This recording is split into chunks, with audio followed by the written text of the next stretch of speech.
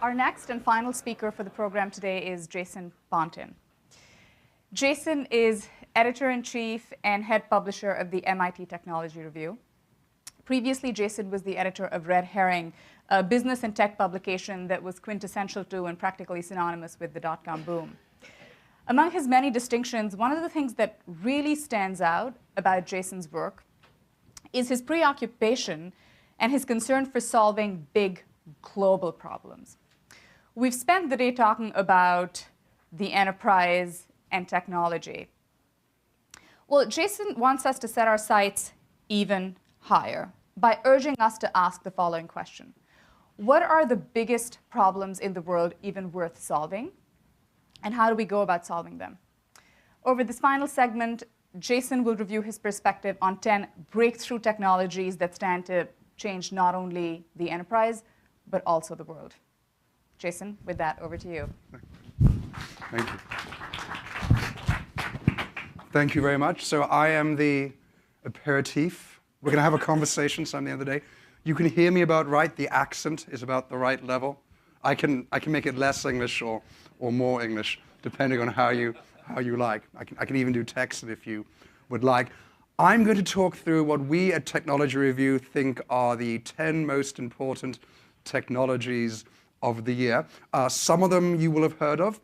Some of them are a little bit more researchy. And every technology I'm going to take you through is going to have the same format. I'm going to describe the problem that the technology seeks to solve.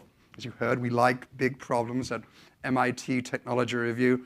I'm going to describe the solution, tell you a few of the people who are involved in the breakthrough, and then maybe suggest why it matters. And I thought I might conclude by talking a little bit about how big problems are solved and what the contributions of venture capital and entrepreneurialism is to big problem solving. The first question you'll ask is, how long have we been doing this? Well, we have been doing this since 2001, choosing the technologies we think will have the greatest impact. And your natural first question is, are we any good at it?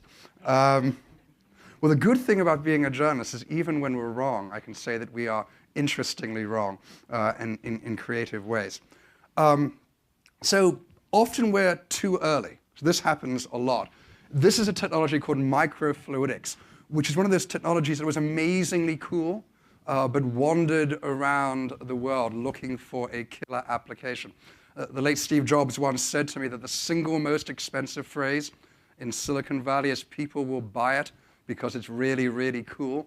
Well, that was microfluidics. It was really cool, but no one knew what to do with it. So what it does is what it sounds like. It manipulates liquids at a very small scale. And people thought it was going to be used initially for big diagnostic tests, but it was simply too expensive. It turned out that a guy called George Whitesides at Harvard discovered that you could create a little gene array on a piece of blotting paper. You could squeeze a bit of blood onto it, and it would detect a cellular catastrophe like AIDS or malaria. And it would do so on a piece of blotting paper that cost, less than a cent to make. And that mattered because in the parts of the world where people have the most infectious diseases, medical workers are often semi-literate or half-literate, and you could send people out to villages in India and Africa. Patients could be reliably diagnosed in a fairly, private way, and then they could go to the city to be treated for a disease. Though it turned out this became one of the most important technologies on the planet right now, because using microfluidics, you can sequence a person's entire DNA for less than $100. And we'll get to why that's really important. But for about 15 years, we were wandering around saying this is going to be really important. So sometimes we're just incredibly early. This is us at our most stupid. This is us being really, really kind of silly. So social TV was the concept that Twitter and Facebook would somehow merge with broadcast television, and you would control the narrative and directly interact with your television with millions of other people. This was really stupid because the last thing in the world the networks wanted to do was have their entire business model be disrupted by Silicon Valley. Other media industries, such as my own, have already experienced that. So Hollywood wasn't going to let this happen. Though in the end, it turned out to be kind of true, because we all now sit in front of the debates, don't we, with a second screen open on our laps, commenting crazily to all our friends. So again, even when we're wrong, we're kind of right. Here's a success. I saw Siri when it was a research project inside SRI back in 2008, before Steve Jobs did. It was invented for a completely different thing than a personal assistant. It was a military project. CIA and the Department of Defense had created it initially in order to create a better interface for what the military calls the dismount, the individual soldier. They were pushing the network right down to the individual infantryman. And the first interface they had was crazily a keyboard on the arm, which you wouldn't actually want to go and use in battle. So they needed a really reliable voice interface. And that was what Siri was funded by. Jobs saw it, took the guy who made it, Adam Shire, out, and pushed it into the iPhone that we all use today. This is so stupid, I'm not even going to do this one. We got this one wrong. No, we're not making holographic, gigantic forms of data storage using nanotubes. That did not happen. Data mining, this is nice. The whole world now runs on this kind of deep data analysis, and we identified that early. And here's an interesting example about why someone who actually does have a degree, in fact several degrees in economics, should actually listen to his old tutor at Oxford. So about 15% of global carbon emissions derive from making concrete, from cement. It's stupid, and you could in fact trap the carbon produced in making concrete in the concrete, but it costs a couple of cents per ton to do that. And though it doesn't sound like much of a marginal difference to you and me, that is a big marginal difference where concrete is mainly used in construction, which is Africa and India and China. And the last thing they were going to do was to accept any marginal increase in the costs of concrete production. So this is a really good idea and could reduce carbon emissions. It is, in fact, not happening. So herewith, the 10 technologies of this year. Remember, I'm going to describe the problem. I'm going to describe the solution, who's doing it, and why it matters. And at the end, you can tell me why I got all of it wrong. So in the United States, cancer is still the leading cause of death. In England, where they eat even more unhealthily than here, it actually is heart disease. But here it's cancer. And it turns out we're beginning to make amazing progress in treating cancer. And some of that is early diagnostics, but some of it is using new forms of gene editing and a technology called immunotherapy. And let me tell you a story. 2 years ago, there was a young girl called Layla Richards, and she was lying in St. Ormond Street Hospital in London, dying of leukemia. And this was a real sick little 11-year-old girl. She had no T cells left in her body at all. She was dying. And her parents said to her doctors, "Isn't there anything we could do?" And the doctors put their heads together, and it turned out there was one chance in the entire world. There was a French company called Selectris, which was making a technology that would allow you to inject some bioengineered, gene-edited T cells into a person's body. And the theory was it would directly attack the leukemia. The problem is this wasn't even clinical trials yet. There was literally a vial sitting inside Selectris. So the doctors phoned up the CEO directly and said, could we be patient zero? It had only been done in mice before. And it was a real moral, interesting challenge for the CEO, right? I know many of you are CEOs. On the one hand, there's a dying young girl, but if it went badly, right, it was going to be in the news everywhere, and it was probably going to derail a technology that the CEO really believed in. And for some context, you've got to know that the whole history of gene therapy took a 20-year detour when an American patient called Jesse Gessinger was killed by injecting him with a gene therapy.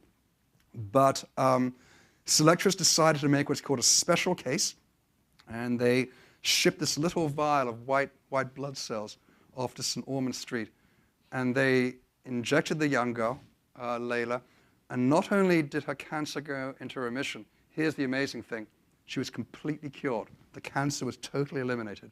We eliminated a cancer. Now, this is a technology called immune engineering. It's not totally new. There are 300 people alive in the world today who've had engineered T cells injected into them. But it's been an incredibly expensive experiment. They've taken the T cells of the patient, they've re-engineered them, and then they've injected them back again. What was amazing about Layla's treatment is they were generalized T cells. They could have been put into anyone at all. So the technology they used is a thing called CRISPR-Cas9. Has anyone heard of CRISPR? Okay, so a few people.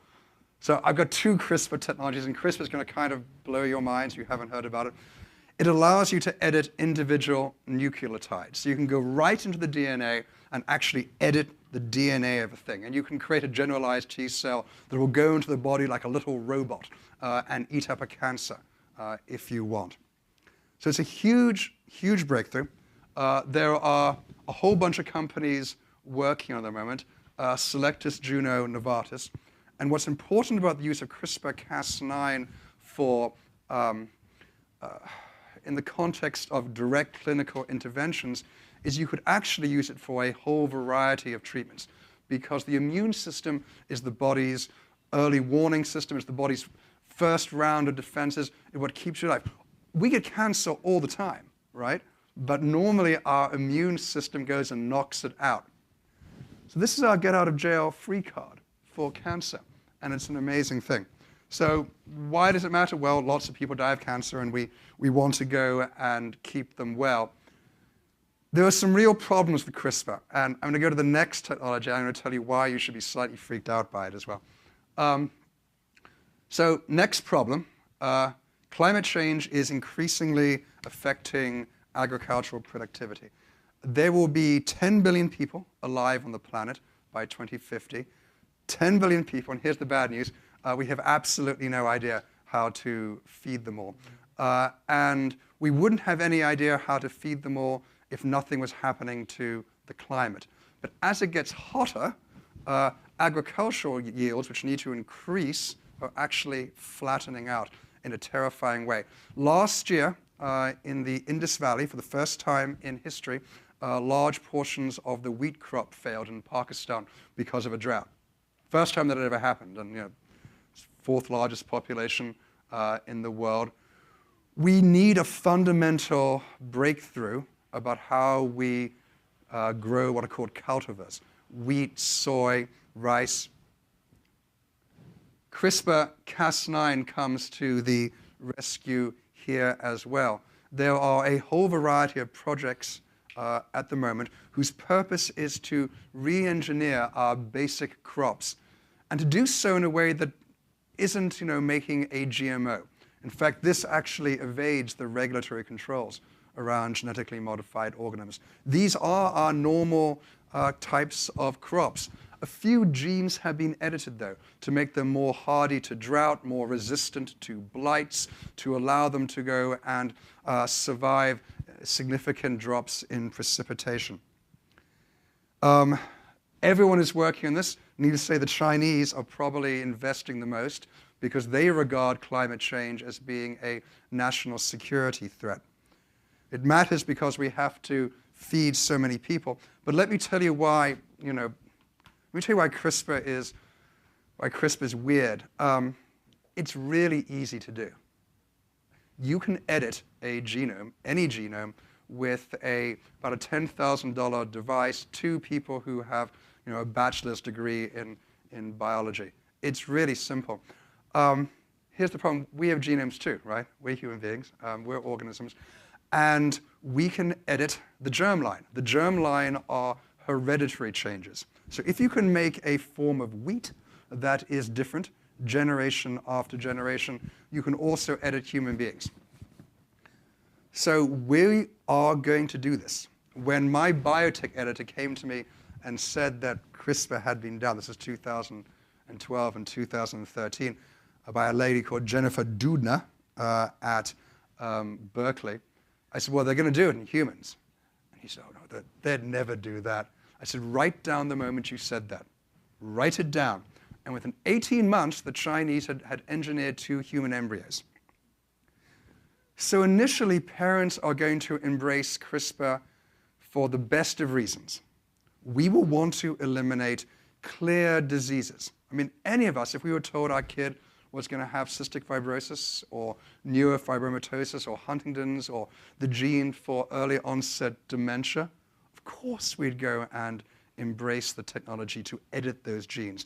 And we can test for those genes. We can do prenatal DNA testing right now. But you get into the gray area in between, right? So where you provide children with perhaps certain advantages, increased memory, better concentration. You see that the child has some of the gene markers associated with violent behavior. So we'll probably want to edit those as well. I'm actually okay with that, but here's where it gets morally iffy. We don't really understand human variation at all. So I'll just give one example. We kind of know the cluster of genes, the polygenic cluster for autism. It is strongly correlated, neurotypicality, with all sorts of human creativity. How many parents have given the chance of having a child who wasn't on the spectrum, who wasn't neuroatypical, and a child who is, might go and say, you know what, all things considered, I understand the neurotypicality is important to the species, but I don't want my little daughter to have it. Or let me go and give a really difficult one. We know that there are a strong number of genes associated with homosexuality. All progressives here are in California. I know many parts of the world where if parents were given that information, they might want to go and do a genetic intervention. So CRISPR-Cas9 is a technology that fell out of the future 45 years before we were ready to have the conversation. It is really easy to do. It's happening right now, and if you care about the world that you live in, this is the kind of stuff you should, well, A, be reading Technology Review to be up to date about, but you should be engaging politically and socially. You should be talking to your friends, writing to your congressman. There is a great debate having right now in universities and in government and in NGOs about how CRISPR should be regulated. So at the moment, there's a moratorium, at least in this country.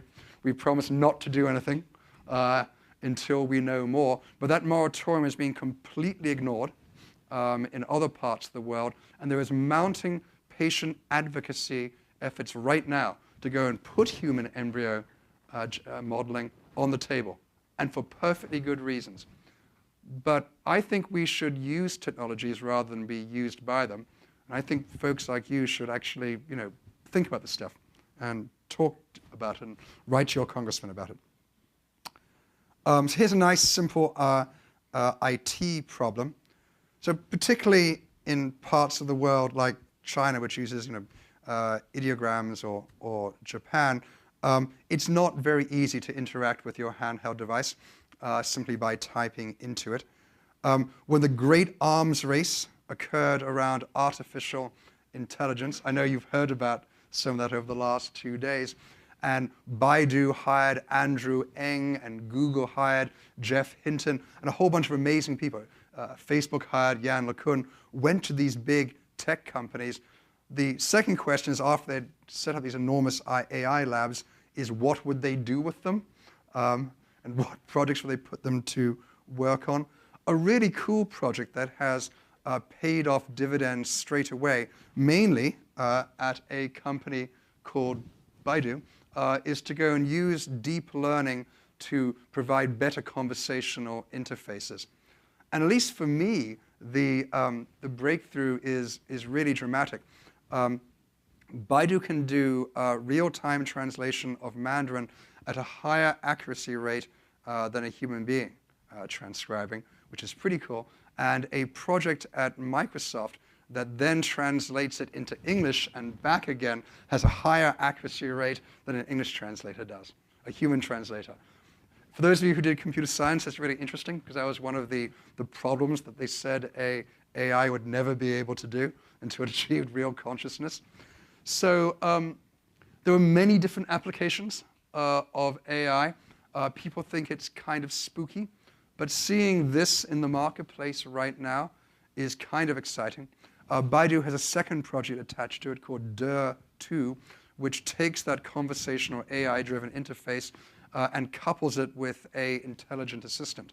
So you can ask questions in real time and be given intelligent suggestions about what you should do based upon your past behavior. Why does it matter? Well, I think that computing is becoming pervasive. So this world where computing was a thing behind a screen, even if it was a small screen, is kind of disappearing. We take our processing with us everywhere we go now. We want to be able to talk to our computers. In the not too distant future, we will have new forms of augmented reality where we will be able to actually see virtual objects in the real world. And for me, these conversational interfaces were the first time that I really saw computing kind of break through the screen into the real world. So this is where I'm just going to be a nerd because, I like rockets. There we go. 1,000 feet. This is Blue Origin. This is Jeff Bezos' rocket. LGS deploy. 50 feet, 7 feet per second. I'm just going to watch this. This is cool. Touchdown. Engine stop.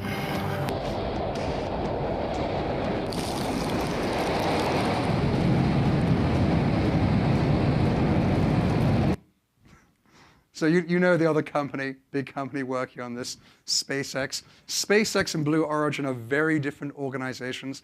SpaceX already has payloads they're taking up to the International Space Station.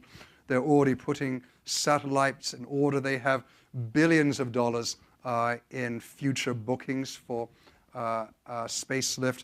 Blue Origin is essentially a tourism company by Jeff Bezos. You sit in a little tiny tube. He shoots you up into the air. You get to go and see the world from space. It's cool. You give Jeff $200,000. Everyone's happy. Particularly Jeff. But the geek in me thinks this matters. Apollo and the Mercury project employed around 400,000 people. 400,000 people, and it acquired 4.5% of the US GDP. And 20,000 academic organizations, companies, and governmental agencies worked with it. Essentially, Kennedy had to militarize NASA. He took a whole bunch of people over from the Minuteman project, and it still took an ungodly amount of money and time. If we're to really democratize space travel in interesting ways and go to the next frontier, I think it's going to require significantly reducing the cost. So I care about this stuff, other than I think that rockets are cool. I care about it because what we want to go and do is drop the cost of lift so that ordinary companies and maybe even individuals can do it. And going into space isn't a nation state-like level investment, that it's a thing that unleashes the entrepreneurial power of folks in the room. So it will surprise you, given all the fear about AI taking over the world and robots eating our jobs, that a robot cannot reliably do this very well. And I'm sure you've seen the pictures of the DARPA challenge where robots try and open doors and walk and then fall flat on their faces. Robots can't do very basic things. And that's because human beings learn very differently from robots. How many of you have kids? So all of us have children. So you've all seen how our children infer general rules from tiny, tiny amounts of information. I mean, it's a magical thing to go and watch. I have a 2-year-old daughter. She's speaking in whole sentences, and she's, constructing things. And she's constructing rules about the universe from very slim amounts of information. At the moment, artificial intelligence is kind of locked in a world of supervised learning. You have to go and give it an enormous amount of information, You have to tag the information, the metadata of the information, and then the AI system, the deep learning systems, can do some machine learning around it and begin to infer their rules, very differently from how my daughter Ada learns.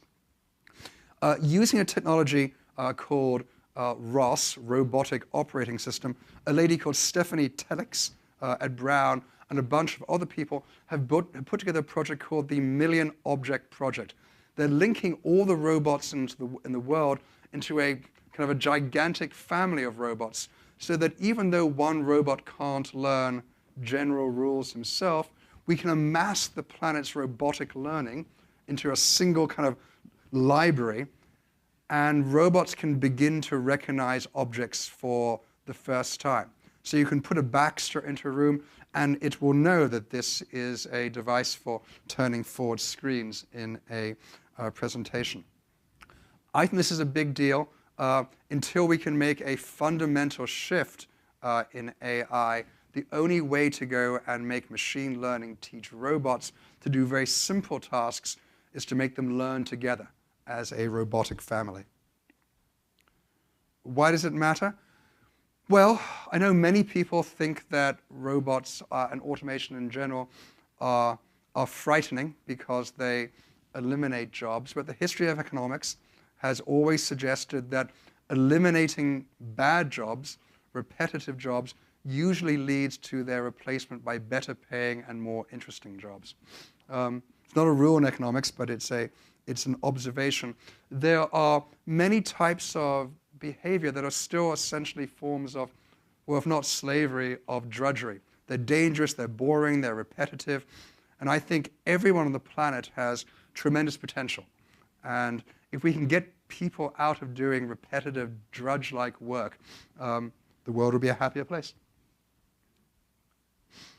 Here is a business model technology. Remember I talked earlier about using microfluidics to drive down the cost of gene sequencing? The leading company in that is a company called Illumina. Its CEO is Jay Flattery. He's done this extraordinary thing. It's now really cheap to go and get your genome sequenced. It hasn't surprisingly led to that many innovations outside the area of a few clinical interventions. And Jay asked, what would it be like if everyone in the world could pay, me $100, could go and download their DNA to a common database, and then entrepreneurs could use that database with patients' permission to go and create new products. So this is the DNA App Store. The company doing it is Helix, which was funded by Illumina. Veritas Genetics is another partner in this. The idea is to get everyone in the room, share their data, and then inside your iPhone, you would have a variety of applications that could use that data. There are a couple of companies already using this data. The first one that came out is doing the same kind of thing that I was talking about when I talked about doing prenatal DNA sequencing. You can compare the parent's DNA to the child's DNA and suggest what diseases the child might be likely to have. But there are a whole bunch of other startups arising. People's taste in wine, for instance, is highly dependent on genetics, surprisingly. Some people can't bear the taste of oaky Chardonnay. Some people like them. Some people really prefer Cabernet Sauvignon to the red Burgundy grape, Pinot Noir. The reasons for that are largely genetic. There's a startup that is using this genetic information to tell you what kind of wine you would like. Some people overproduce a gene called leptin. Leptin controls your hunger. So if you overregulate leptin, your chances of being obese are 30 or 40% higher. And it very much changes the way you should think about your dieting. So the DNA App Store tries to democratize genetic information, both for the people in the room, for patients, but also to encourage entrepreneurs to go and do more with that genetic information. There is a problem. There's always a problem. Who owns the data? Do you own the data, or does Helix and Illumina own the data? So Their solution at the moment is you own the data, but you have to pay them extra if you want to go and delete it, or if you want to go and share it with another company. So the civilizational challenge of our time is how do we move from the fossil fuel civilization we've created to a world of clean and sustainable energy. And there is a reliable source of that energy. It's the sun, it's solar cells, but solar power is still far too expensive. Essentially, you need to get solar cheap enough that it competes with natural gas in the spot market, which is around 3 cents a kilowatt hour. And doing that turns out not to be a material science problem so much as a manufacturing problem. Elon Musk, bless him, he's got two technologies on this list, has created a massive new solar factory in upstate Buffalo called the Gigafactory, which he is going to merge with Tesla to go and create a single gigantic organization that will build cars, that will provide local storage of technology, of energy, and solar cells that will be incredibly cheap to put on the tops of ordinary middle-class homes. Why it matters? Well, we need to go and get the cost of energy as low as we possibly can. We want the efficiency of solar cells to be around 25%. We want the manufacturing cost to be as low as possible. I personally don't think this is going to be sufficient. Even if you created a distributed network for energy akin to the computer networks that we already have, I still think that at least in advanced industrial societies, you still need grid-level storage. And that's a really wickedly hard problem, to store energy produced at scale and then distributed to factories and throughout a city when the city's dark or when there's been many days of cloud. We don't know how to do that at all at the moment. There is a battery company in Cambridge, Massachusetts called Ambry, which is literally trying to make batteries out of dirt, which was funded by Bill Gates, which is our best hope for storing energy at scale. But it still drives the cost of solar up to around 30 cents a kilowatt hour, which is too expensive. Yes, email does suck. Email sucks. She knows that particularly this week. We'd all like to be on. Actually, you can almost tell what's going to happen to her, isn't it? So this, how many of your companies use Slack? So of those who use Slack, how fast did it virally become dependent to your organization? Within the engineers, super fast. So it happened to us too. So we are now a Slack-run company. It happened very quickly. I don't think email goes away. There are a whole bunch of companies working on this more collaborative form of working.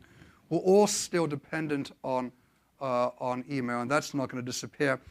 But these collaborative, nested conversations allow you to do something that isn't evident until you've played with them and been on them. It allows you, particularly managers like us, it allows you to kind of overhear the rhythm of the company, and allows you to have much more creative discussions that are much more multimedia friendly. And best of all, these more modern communication systems really do work on a variety of platforms. So it matters because we'd all like to use less email. I'm unusual in how many email I get, but I sometimes get more than 1,000 email a day because my email is public. I don't do any of my internal work anymore. We do it all on platforms like GitHub, like Slack, like Smartsheet. It'll be nice if they could be more interconnected so that I had a kind of single dashboard to go and see them all at once, but I'm sure Stuart Butterfield is working on that. People are very bad drivers.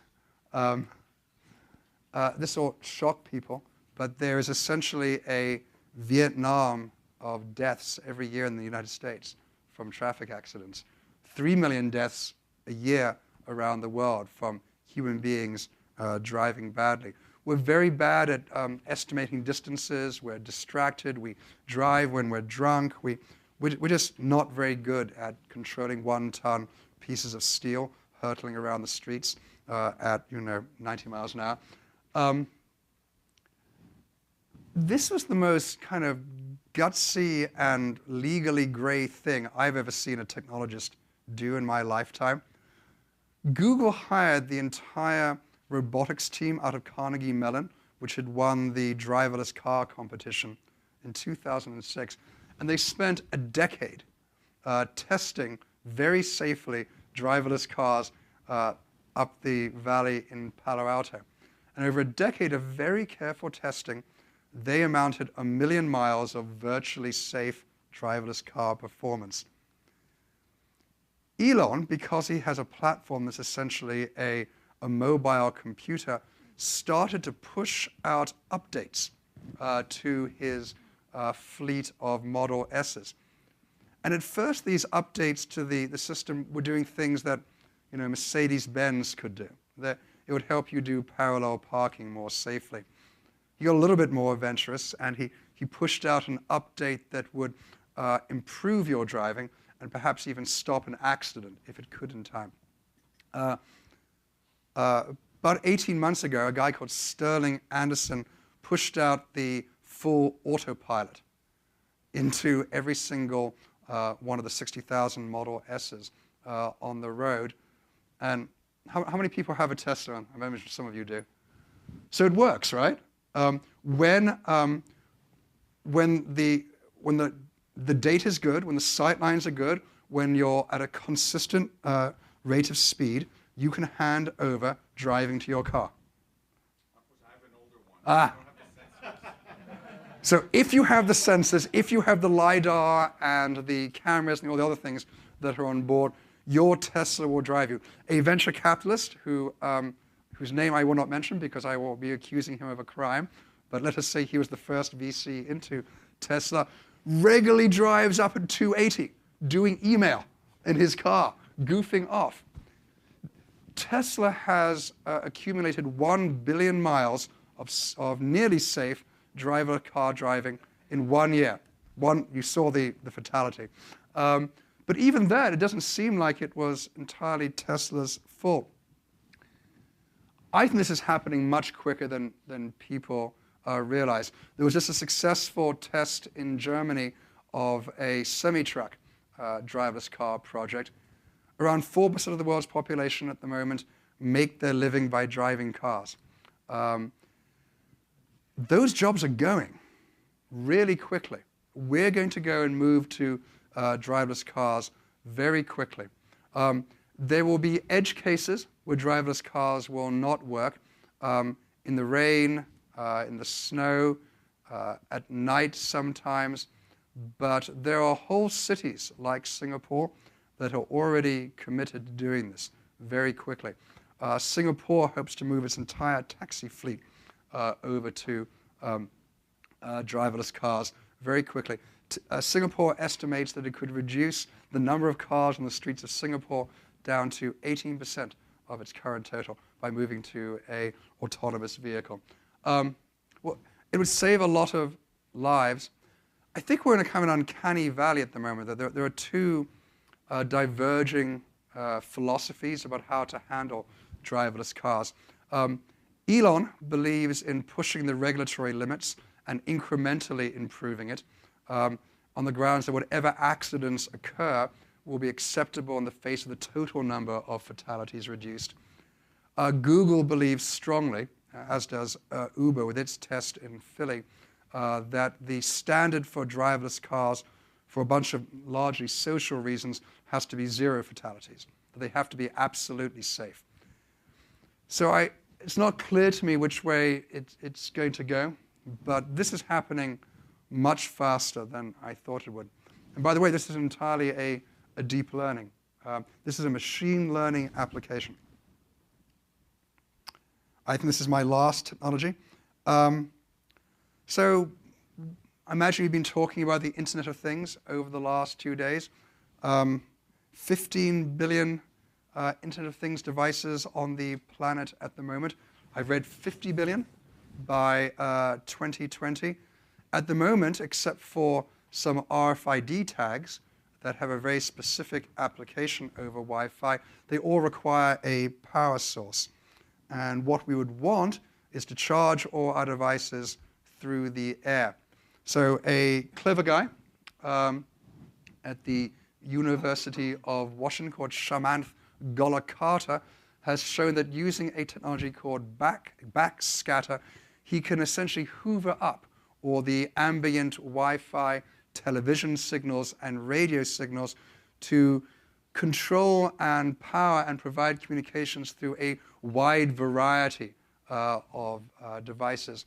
And he can do so with vanishingly small amounts of wattage, around 1/10,000th of the amount of power that's required to go and drive this.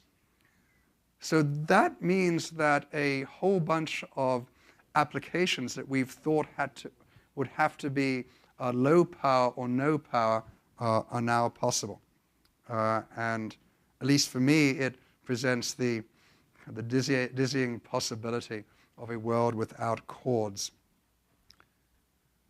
So I'm going to conclude, and we're going to have a conversation. You can ask me some questions by saying, why does all this matter? Well, new technologies solve big problems, and they expand human possibilities. But no technology is absolutely good. It's good or bad depending on the usage we put it to. I mean, science is an absolute good, but technology isn't.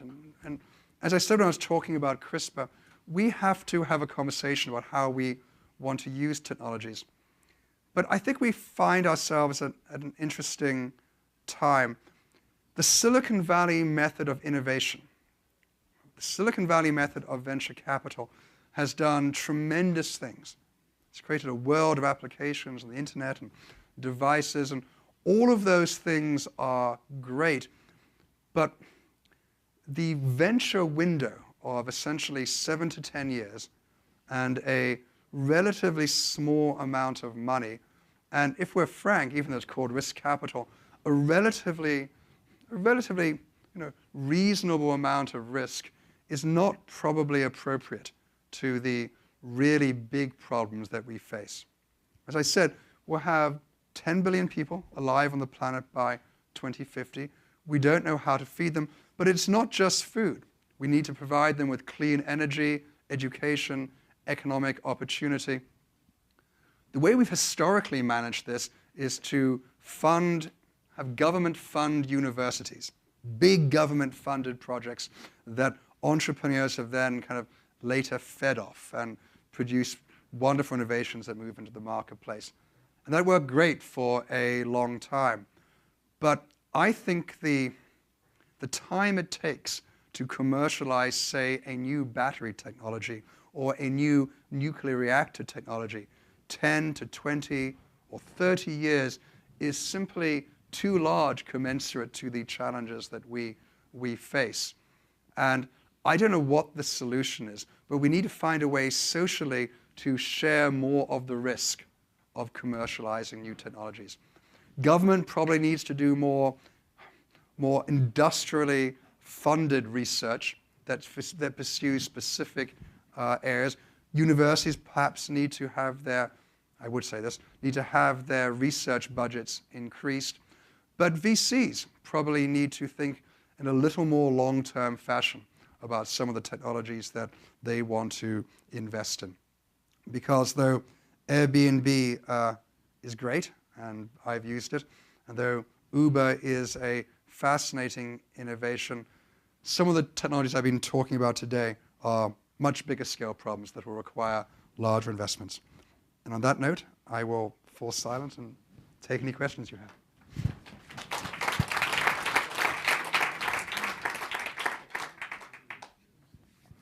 Have I missed any technologies? Did any of them occur to you as being deeply lame and not worth the attention?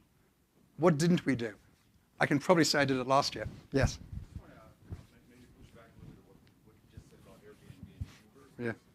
When you think about it in terms of the global scale, it is resource utilization. Yep.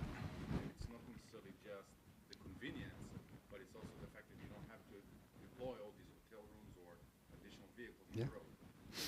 Yeah, so here's the argument for it. The way we have organized ride sharing and taxis and hotel rooms is grossly inefficient. You have these vast organizations and companies employing tens of thousands of people. Even though there are empty hotel rooms and unused cars all over the place, why not do it more efficiently? I think Airbnb is great. I think Uber is great. I think everyone in the world is pretty much dissatisfied with their taxi service, with the possible exception of Londoners. Those kinds of investments should continue, but I also worry about moving some of these more fundamental research projects into commercialization in the time scale that we have. I'm an economist. We spend a lot of our time looking about, for instance, how quickly carbon emissions need to be stood down. It's very, very rapid. And the time scales for these types of material science projects tend to be quite long. We don't have 10 years. We don't have 10 years to spend inventing a new battery technology. So the more quickly we can move these things into commercialization, the better. And it's not a simple answer. It's not just a matter of VCs taking on more risk, which isn't your job and your LPs wouldn't permit in any case. There are regulatory changes that need to take place. Ordinary citizens have to care about it as well. But we believe that technology is the silver bullet. The technology is usually at least part of the solution to any large-scale global problem. And we think that some of the problems we face are daunting. Yes, please. What about air travel? There's so much discussion around space. The only technology I can think of, Concorde going away, obviously it was Yeah. very accessible, but we've actually gone backwards. Yeah, haven't we? I mean, it takes 10 hours or something to fly here to London. It's 6 hours from New York to London. Well, so air travel is a hard industry to innovate in because the margins are so, who works in air travel? It's hard. The margins are vanishingly small. It's heavily regulated. The capital investment costs are huge. I think it sounds like a weird thing to look to for air travel that might go and push the edge. But if you could get the costs down significantly, and you might be able to do that with electric-powered aeroplanes that use cheaper and lighter forms of battery. So I have seen some attempt to imagine what a cheaper form of air travel would take on lighter weight, electrically powered battery stored engines. But it's not a good industry at all. So I don't think I've seen a single air travel innovation in the 12 years that I've run Tech Review. Yeah. Or hybrids, yeah. A trend that actually came up here in a side discussion is it's related to, it actually was created, I think, by technology. It's the reshaping of the wealth across Inequality, yeah. Inequality across any country that you look at. Yeah. We had this discussion early on. So technology is definitely one of the creators of that because we've got all the economies of scale. There's fewer entrepreneurs. Money's focusing on that. It's probably worse than it's been since the Middle Ages. Yes. Why is that not one of your top 10? Well, we write about inequality a lot. I don't have a innovation to fix it. In fact, all these technologies to some degree would worsen inequality. Exactly. You think people hate the 1% now? Imagine how people will feel when our children are significantly healthier. They'll kill us long before these energy, resources, and other issues will kill us. So wage stagnation has been, so for real living wages have been flat or in decline for working and middle class people for the last 45 years. The only people who have seen the benefits from the technological revolution are the capital earning classes and then the professional 5 to 7% beneath them. It is a wickedly hard problem. Economists express it is R, the return on capital more or less than G, the rate of growth. And at the moment, it looks like indeed returns to capital have been more. So why is that the case? So if you ask economists, they usually rate them in the following three ranks. The first, actually, we could fix. The first has nothing to do with technology. The first is simply tax policy. So we changed our tax code all over the industrialized world in the Thatcherite Reagan era. We had a forced form of distribution before that, and we gave it up for a variety of, at the time, of, at least of ideologically justifiable reasons. I'll say the first thing which we could do if we really were serious about this would be revisit the tax code. This is my last answer. The second issue is technological unemployment, which is what we're concerned with here. And I think there are some solutions to that. So if more of the returns are going to the people who own the robots, perhaps more people should own the robots. And to your point about Uber and Airbnb, that's what's potentially exciting about those kinds of companies. It puts more of the means, the ownership of the means of production into the hands of ordinary people. And then the third most important cause of inequality, way down the list, is what we're talking about bizarrely in this election as the principal cause of inequality, which is trade. So trade is way down on the list, and it's not universal at all. Trade does increase inequality at the bottom of the workforce, the people who are most disrupted by some of these changes. But by and large, trade is beneficial to economies as a whole. So I guess I would say to you is fix the tax code, found more companies like Uber and Airbnb, because they're good as well, and then let's be honest about trade. And being honest about trade involves doing this. It means saying this, that it's not a revolution if someone doesn't lose. So we talk very blithely in Silicon Valley about revolutions. We talk excitedly about revolutions as good things. But there are losers in revolutions, and there are ways to manage that. So for the people at the bottom of the pyramid, we have to invest in education, retraining, continuous learning. And all the three things I've said, I think, have a common theme, which is accepting that we are, in the words of my ultimate boss, the president of MIT, Raphael Reif, he says, we are all in this boat together. On that note, I will stop. Thank you very much. Thank you. Well, thank you, Jason. I think I speak for the room when I say that was inspiring and humbling. This brings us to the official end of our program. I hope many of you will be walking away with food for thought, some answers, some questions, and a set of meaningful connections that will positively inform your IT strategies and businesses over time. I wanted to just briefly hand it over to Rami, who had opened the day for you earlier this morning, to say a few closing remarks before we break for our reception. And thanks again for being a great crowd. Thank you, Shruti. Thank you for great moderation as well, by the way. Pleasure. It's interesting. We started the day with a Tesla story, and we ended the day with a Tesla story. So it should have been the Tesla day, but maybe next year. So a few thank yous. First, all of you who've made the trip from near or far, thanks so much for joining us for the day. Hopefully it was worth your while. I thought it was super interesting, and there were some sessions where we learned a lot. And I want to thank, obviously, the speakers and the panelists. We learned about topics front or back in some meaningful ways. And obviously, thank the sponsors who've been generous and supportive of the program. I want to thank a few people who made this event possible, and that's really very meaningful to me. First, the very capable AV team in the back. That is Zach, David, and Zach, David, and Lane for your good work. Thank you. For the Court of All, thank you. The Court of All hotel staff for taking really good care of us, and actually we're going to continue doing that right after the event is over.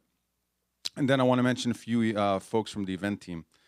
First, I want to mention Lindsay Perlman from SAP. Where's Lindsay?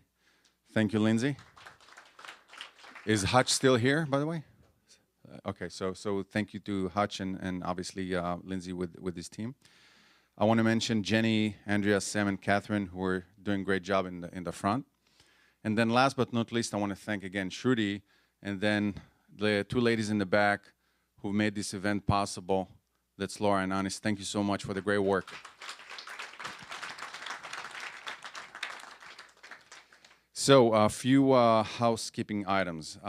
You'll receive a survey from us in your emails. So please take 5 minutes to give us some feedback, because we definitely want to evolve the platform and we want to make it as meaningful and really applicable to you on an annual basis. And now we're going to be switching gears, and we're going to actually go out to the reception at the terrace at the grill, where we're actually going to show Game 7 as well. So if you're concerned, last time I checked, it was 1-0 Cubs, for those of you who worry about that. And we have some gifts and swags for you on the way out. Just ask the ladies at the reception desk. And that's it. We will see you next year, next fall. Have a great day. Have a great evening. Thanks so much.